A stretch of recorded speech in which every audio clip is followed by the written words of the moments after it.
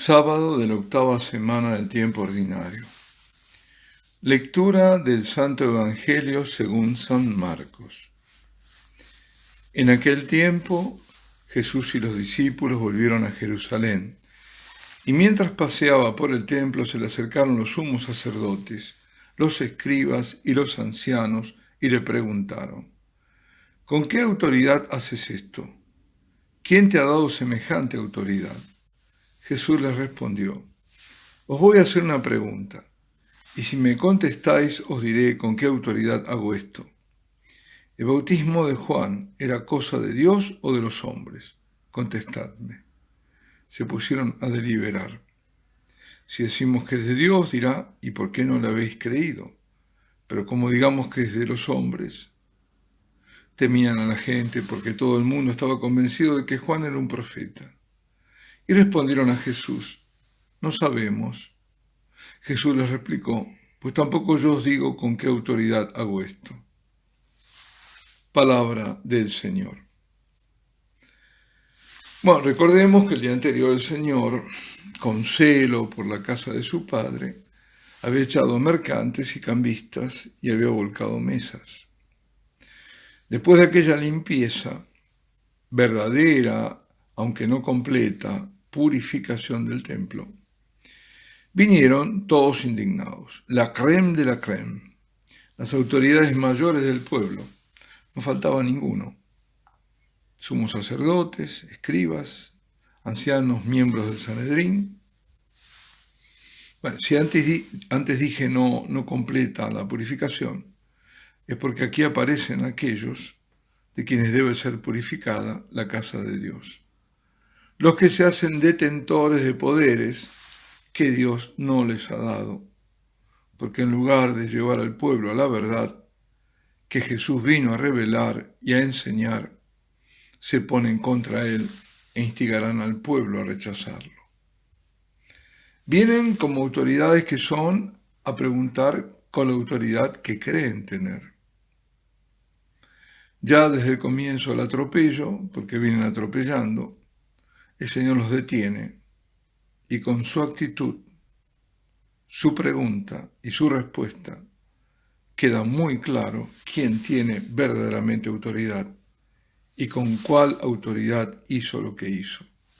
Expulsar a los mercantes, volcar las mesas, azotarlos con la cuerda y echarlos a gritos, porque hacían del templo, la casa de su padre, una cueva de facinerosos.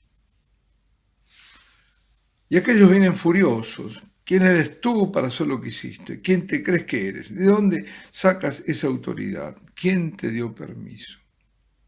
Alto. Responde Jesús con su autoridad y se callan. Pasan de encararlo con indignación a deliberar entre ellos, porque el Señor, como es el Señor, en lugar de responderles como pretendían, les hace una pregunta. Decidme vosotros si el bautismo de Juan era cosa de Dios o de los hombres. O sea, soy yo quien interroga. Y retomando Jesús la cuestión de la autoridad, les pregunta si a Juan le venía o no la autoridad de Dios de bautizar como acto penitencial. Es el Señor quien toma la situación en sus manos, y todos aquellos encumbrados quedan descolocados al punto de no saber qué responder. Nuevamente, para cerrar la cuestión del origen de la autoridad, concluye Jesús diciendo: Él sí, con autoridad, que no habiendo ellos respondido, tampoco Él lo hará. En realidad, sin responderles, acababa de mostrarles que la autoridad era suya, por tanto auténtica, sobre quienes se arrogaban el derecho o creían poseerla. Y de paso nos deja un par de lecciones. Una es la de no dejarse atropellar por quienes desconocen la autoridad de Jesucristo. Si tú me estás cambiando las palabras y la doctrina del Señor, el magisterio de la Iglesia, no cuentes conmigo y no pretendas que ni te siga ni te escuche. Por otra parte, nos muestra que quien tiene la osadía y la arrogancia de pedir cuentas a Dios, acaba confundido. La primera lectura de hoy sigue siendo la del libro del Eclesiástico, también llamado Sirácida, porque el autor es Jesús, hijo de Sirac, o Yeshua ben Sirac. Fue escrito alrededor del año 200 a.C. El texto de hoy corresponde al último capítulo y es una oración en forma de poema, incluso en disposición de acróstico. Y esto último se conoce porque parte del original hebreo se encontró en una de las cuevas de Qumran. El pasaje de la lectura de hoy comienza por la disposición y actitud que todo buen creyente debe tener hacia Dios. ¿Cuál es? Darle gracias, alabarlo y bendecirlo.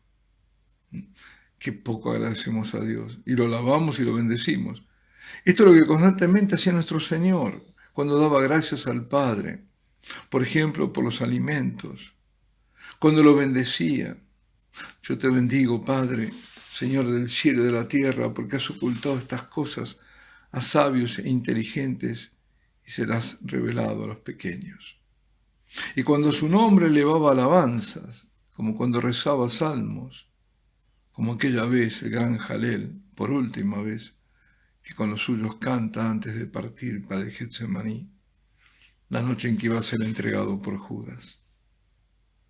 El Sirácida bendice, alaba y da gracias al Señor en razón de la sabiduría que desde muy joven buscó y que habiendo saboreado sus frutos, decide nunca más apartarse de ella. Esa sabiduría no es mero conocimiento humano, sino el descubrimiento que Dios otorga de sus secretos, el poder saborear y deleitarse con las cosas de Dios y de buscarlas, rechazando lo que sea contrario. Ese conocimiento que va más allá de las cosas, ese conocimiento del bien, reflejo de la bondad y la belleza de Dios. Roguemos, y ahora más que nunca, porque grande es la confusión, que no solo los enemigos de Dios, sino la misma necedad humana y la imprudencia de personas de buena voluntad generan y difunden. Roguemos al Espíritu Santo por el don de la sabiduría, para reconocer y discernir las cosas de Dios, lo que es bueno, lo que le agrada. Roguemos para difundir siempre la verdad y para que la luz de lo alto nos haga ver dónde está la mentira y el error y por cuál camino marchar, qué decisión concreta tomar. Alabemos y demos gracias al Señor en toda circunstancia de nuestra vida. Bendigamos su nombre y adoremos a nuestro Dios, reparando sin cesar, día y noche. Y la bendición de Dios Todopoderoso, Padre, Hijo y Espíritu Santo, descienda sobre vosotros y permanezca para siempre.